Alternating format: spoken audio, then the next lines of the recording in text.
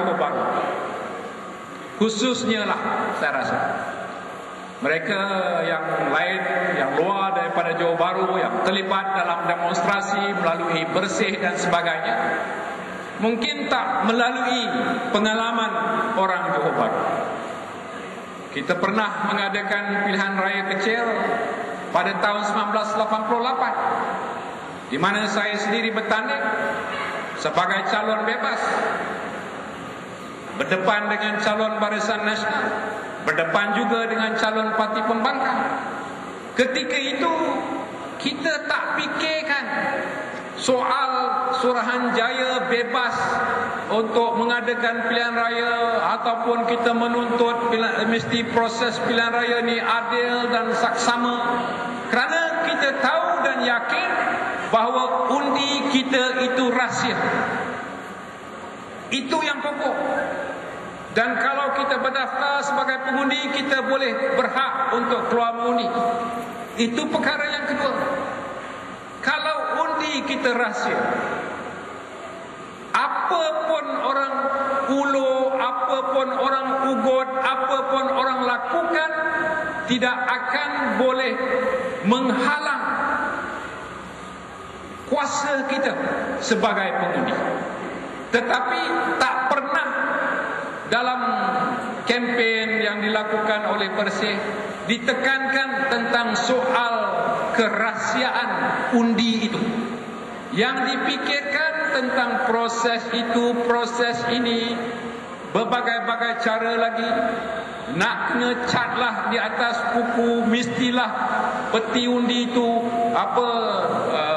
telus, transparan, ataupun mestilah adanya permahati dalam undi pos, mestilah tidak dicatatkan nombor pengundi di atas kertas mengundi. Tetapi pada tahun 1988, walaupun yang perkara-perkara yang baru tak diperkenalkan, semata-mata kerana undi kita masih undi yang rahsia, alhamdulillah sebagai calon bebas saya telah menang. Dan ini kepada kami, rakan-rakan saya yang bersama, inilah yang menjadi asas kekuatan sistem demokrasi melalui pengundian, sistem pengundian yang ada. Dan sebab itulah, kalau kita memikirkan, menganalisa tuntutan kumpulan bersih, Pakatan Bersih, kita menganalisa keadaan yang berlaku, dengan kononnya diadakan demonstrasi jalanan ini, akhirnya tafsiran saya lah bahawa ini hanya kerana demam pilihan raya semata-mata. Dan sebagai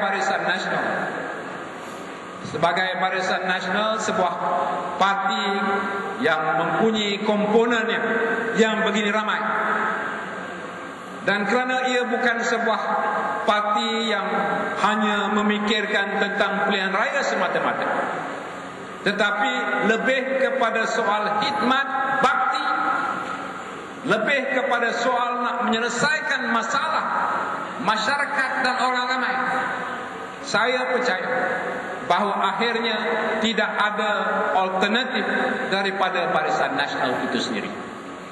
Dan kalau kita lihat tuntutan daripada salah sebuah parti yang mengatakan mereka juga memperjuangkan kepentingan kaum India umpamanya,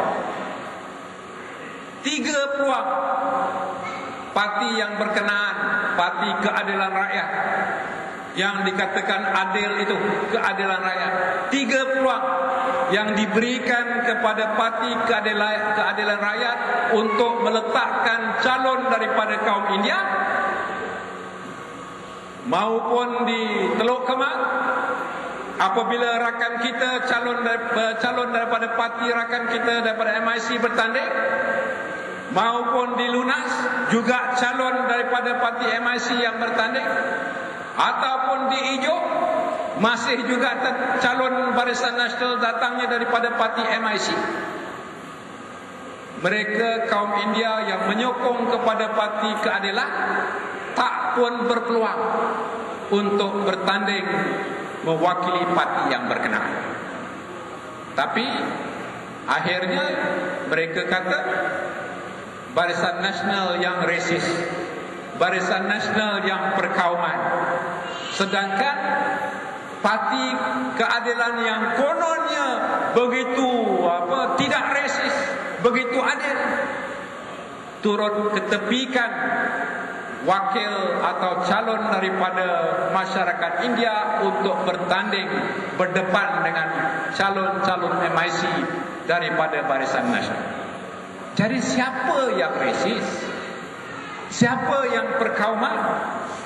Siapa yang hanya nak menang?